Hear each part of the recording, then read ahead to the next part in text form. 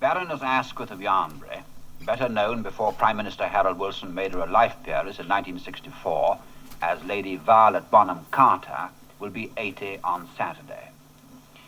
I don't think there's a woman alive, and I think there have been few women ever whose life has been led so fully and so feelingly at the very top levels of British public life. Her father, H. Asquith, was Prime Minister 60 years ago. And she was living in Downing Street when hansom cabs clip-clopped by in the street, when the big issues of the day were Home Rule for Ireland, the power of the House of Lords, and votes for women, and when World War I was a world away in the future. And life in Britain was a staggering contrast between elegance, privilege, and wealth on the one hand, poverty, squalor, misery on the other. The daughter of a Prime Minister, she's been the intimate friend and student of other Prime Ministers. She spent years in number 10 Downing Street when it was a house and home and not a government office with a flat on the top. She knew some of the great men of our generation when they were boys. She's looked on at the great contests of British public life, not from the sidelines, but from the very center of the pitch. Could I begin, Lady Violet, by saying to you that a person like myself thinks of you, above all, as a woman with a tremendous interest in and a tremendous appetite for politics. And I've often wondered how soon in your life this great preoccupation with political life began. Oh, from the very start. I don't know whether I was born what's called a political animal, but I was certainly born in a political context. My father, as you know, was an active politician. He was in the House of Commons well before I was born. In fact, to me, the words "the House" meant one thing only, the House of Commons. My father was the supreme influence in my life. And through him, I was never quite unaware of what was happening in the world.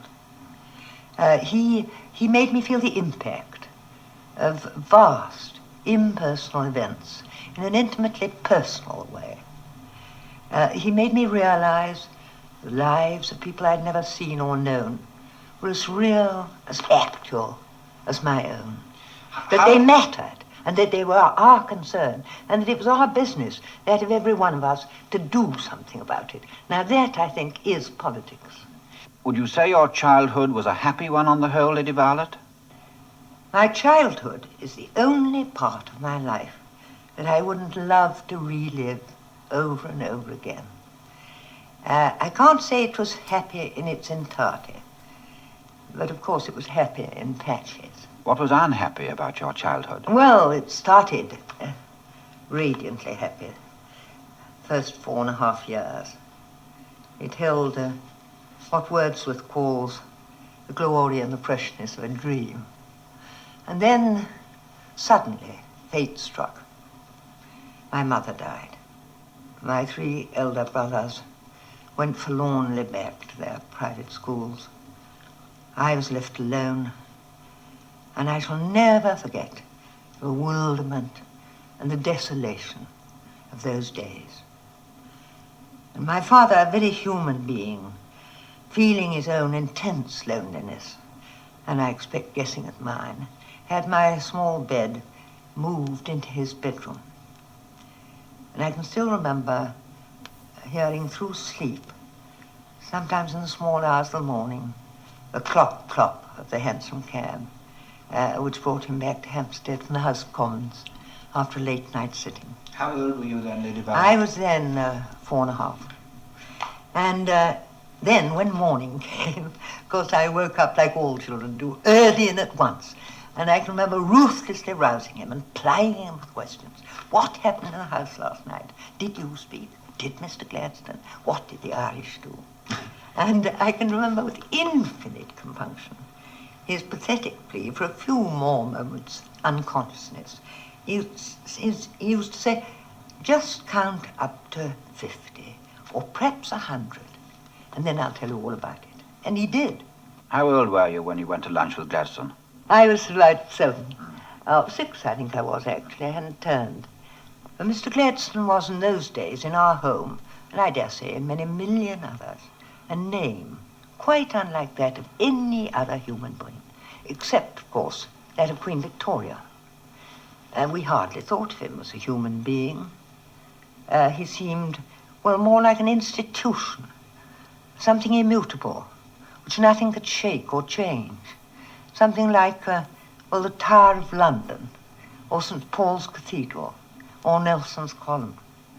And here he was, alive, and so close to me that I could have touched him. Why was he great? What marked him out and made him different from other men? I searched the recesses of my mind in vain. And then suddenly I remembered. In the nursery we'd been told, in common aspect with many million other children, that Mr. Gladstone, when he ate, chewed every mouthful 32 times before he swallowed it. That was it. My eyes returned to his face, glued themselves to his jaw, and I began to count. But all in vain. Mr. Gladstone was talking, gesticulating. Thunder and lightning were playing in his eyes and in his voice. But as to munching, biting, chewing, that didn't seem to be going on at all. The intervals of his periods, Mr. Gladstone seemed to be swallowing every mouthful whole. Well, when we went home, when we drove home, my father tells me that he asked me whether I'd enjoyed myself. And I replied that I had, but that I'd been most bitterly disappointed in Mr. Gladstone. We've been deceived in him, I said. I didn't know, nor do the people of this country. That phrase shows you the kind of background I'd lived in. Yes. Nor do the people of this country that he bolts his food like a wolf. However, in spite of this bitter disillusionment, the sense of greatness, the feeling that to have been near him was one of the tremendous experiences of my life, has remained a lasting and ineffaceable memory. Now, how old were you when your father married again? I was 7. He married Margot Tennant, as you know, and it was an earthquake in our lives. I mean, changing their whole atmosphere, setting, and tempo. I think the prevailing emotion on both sides, that is, on Margot's side and on ours, was one of astonishment. Astonishment. I think we regarded rather, at first, I mean, as a kind of perpetual performance rather than a person, on which we gazed with dazzled eyes. She had something really amounting to genius for conversation.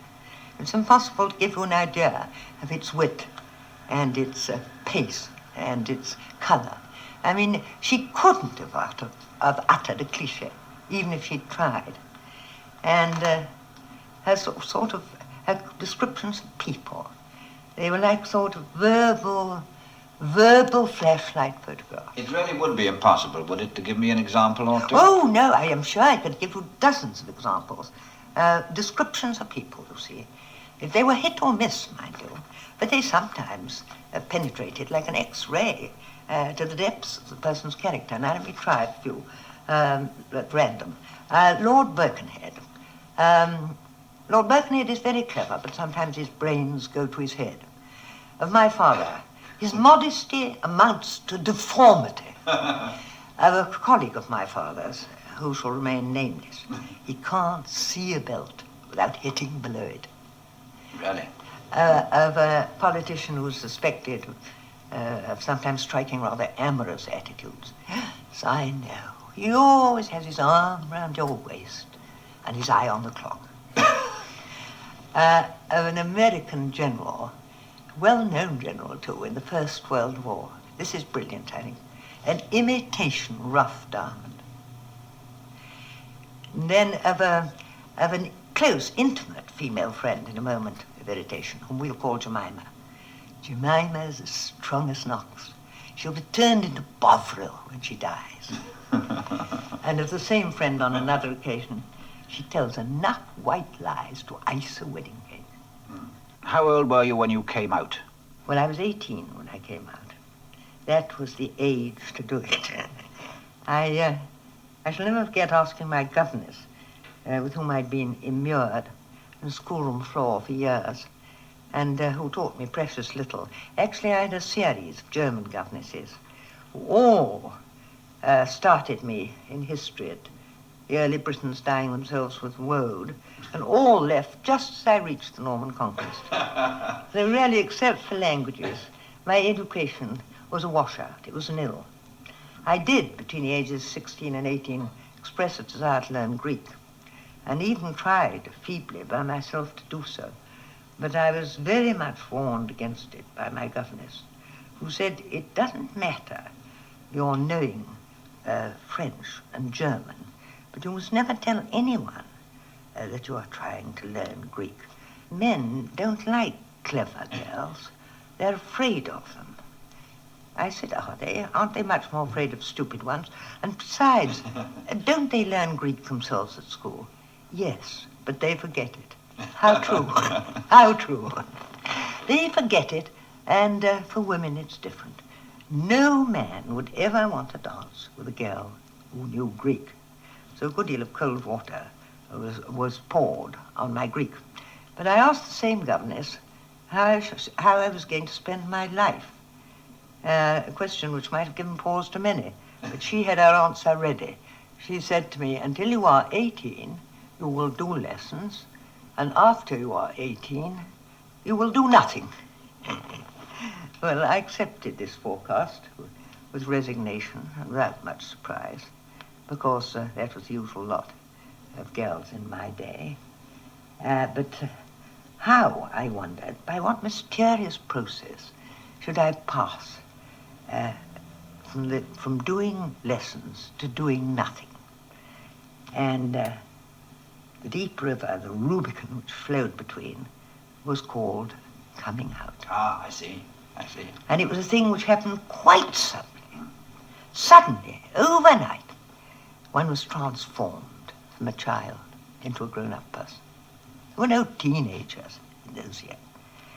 One went to bed one day, one had one's hair flopping down one's back and short skirt which barely cleared the knee. Ironically, that's the uniform of grown-ups nowadays, isn't it? The next day, you woke up, I woke up, and down went my skirts, up went my hair, and up went the curtain on the world. And what a world. I loved it at first sight. Of course, conventions were, well, of course they were much stricter than they are nowadays, because nowadays they don't exist. But I never found they prevented me doing anything I really wanted to. There were certain rather arbitrary rules of the game, which one observed automatically. And first and foremost, there was the indispensable necessity of a chaperone. If any girl had gone in those days with a young man to a theatre, say, or to a restaurant or to a party, unchaperoned, it would have been instantly concluded by the charitable that she was engaged to him. She would have been congratulated. By the uncharitable that she'd gone irrevocably to the bad. My own stepmother was notoriously unconventional. I remember her solemnly warning me. She said, to drive home from a ball alone with a young man, even in a four-wheeler, she said, spells doom to any girl. I suppose to have driven home in a hansom would have been to have advertised one's doom. What was life like in number 10 when you were there, Lady Violet? Intoxicating. I loved 10 Downing Street from the first moment I set foot in it. You see, the blend, the intermixture of a family home with an office of state, in that respect, it's quite unlike any other house in the world. I say it is, but I mean it was. I believe it's all changed now. Small flat at the top, vast administrative office underneath. But in our day, there was no frontiers. There were no defined limits between the family quarters and the official quarters. And rambling about it, you know it, you've been there often, those long, endless passages, lobbies, anterooms, halls, steps going up, steps going down, mysterious baize doors, which one didn't know whether they led into the pantry or the treasury, or whether one would run into the odd man or the Chancellor of the Exchequer. This was part of its extraordinary charm.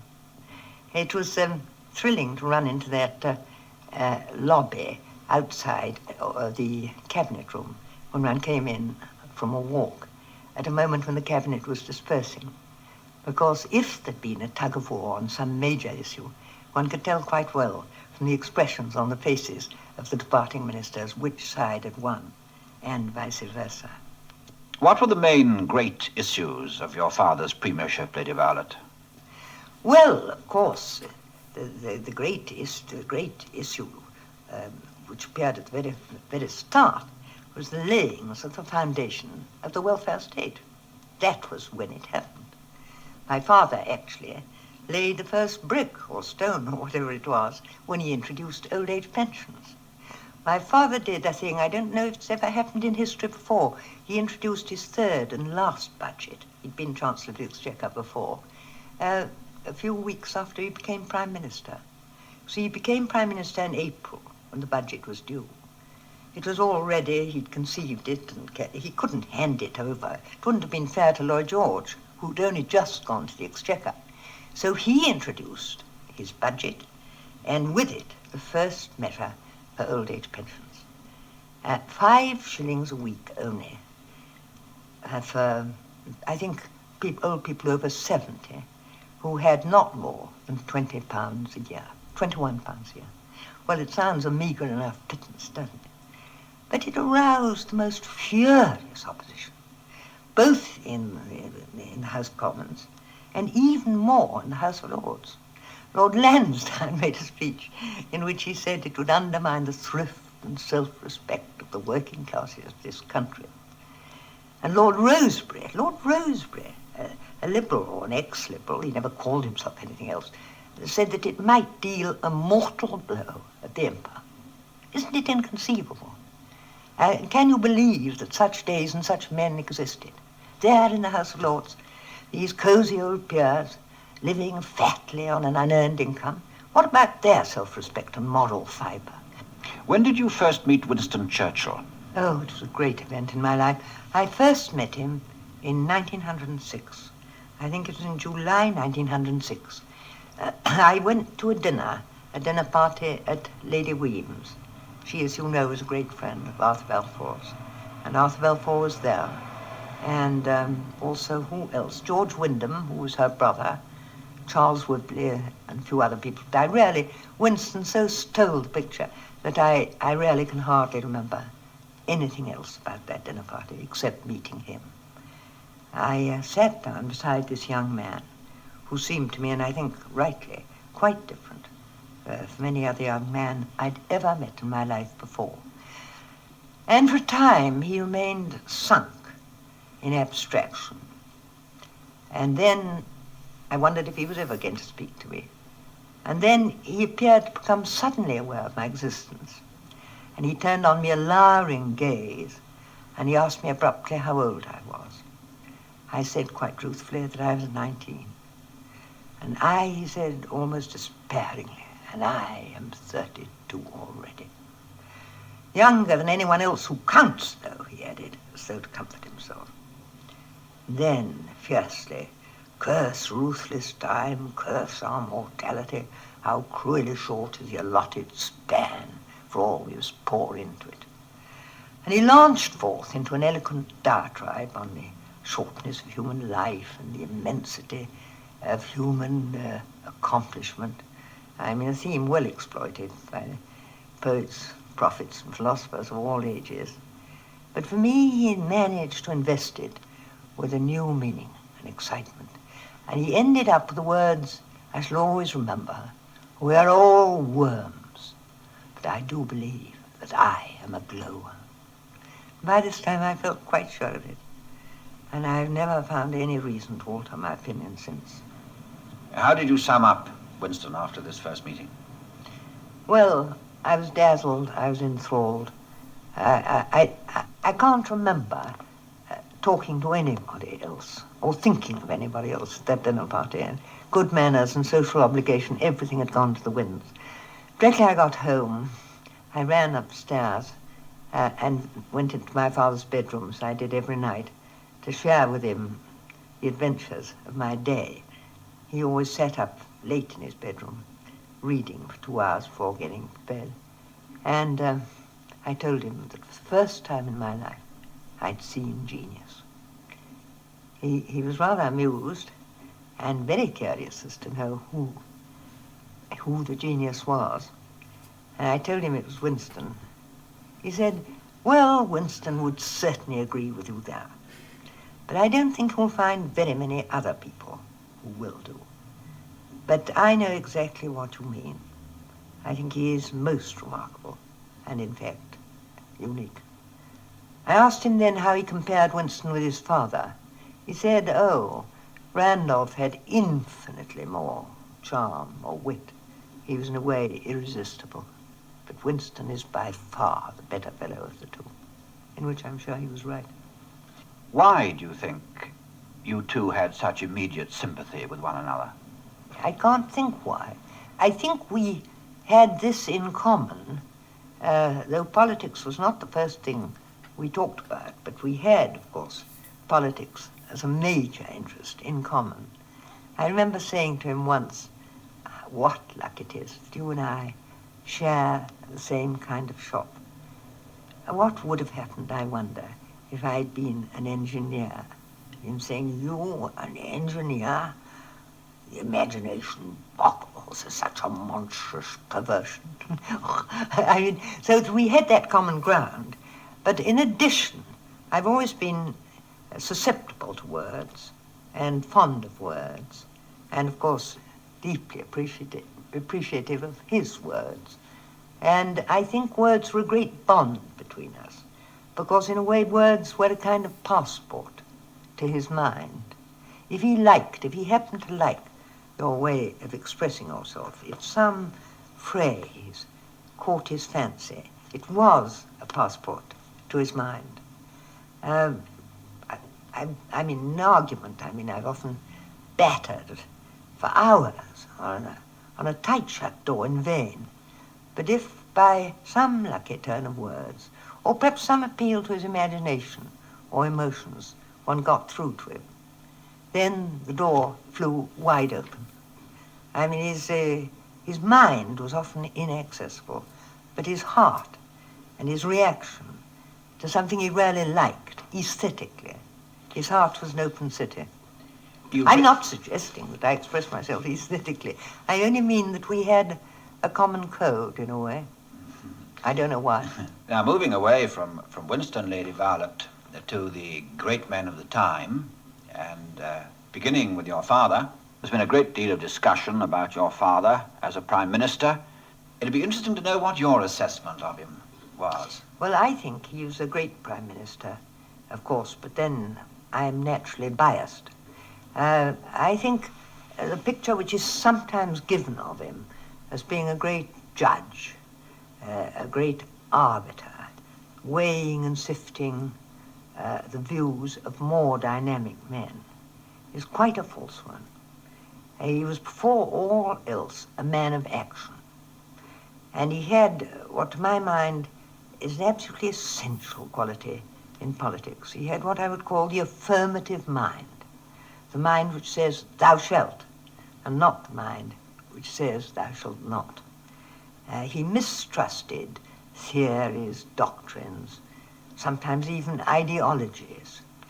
He wanted to get things done, and he knew what he wanted to get done, and he went straight for it.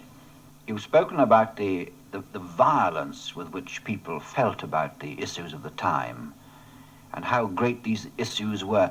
Do you think your father was temperamentally suited to deal with them? I think most people say that he was a magnificent prime minister in peace, but many people doubt whether he was such a good one in war.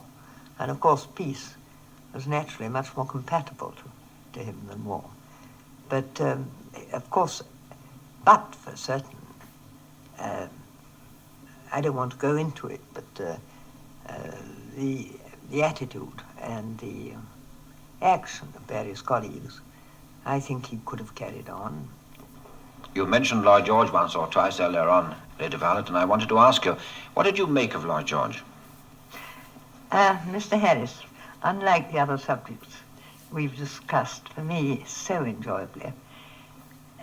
Lloyd George is a subject about whom I shall speak with some difficulty, because I recognize that it's difficult for me. I was too much involved in everything to give a really detached and dispassionate verdict. I'd hardly seen him until we went to live at number 10. And then, of course, he became our next-door neighbor, and he often came to luncheon with us. And I enjoyed sitting next to him at luncheon very much indeed. He couldn't have been a more delightful neighbor. He was so quick, he was so responsive, he was so amusing, he was so ready to be amused. Above all, he longed to please whoever he was talking to. The fact that he always met me not halfway, but all the way, gave me a slight sense of having no bearings where he was concerned. He seemed to me to be always guessing what I wanted him to say, and he sometimes guessed wrong. Of course, you may say that this was a very flattering technique, and so it would have been, had I not seen it instantly reapplied to his neighbor on his other side, who was often chalked to my cheese. Well, which, I wondered, was the real Lloyd George? Which was his real self? I remember in those early days, my youth, asking Maynard Keynes, who was already a friend of mine, what do you think happens to Lloyd George when he's alone in the room? And Keynes replied, when he's alone in the room, there's nobody there.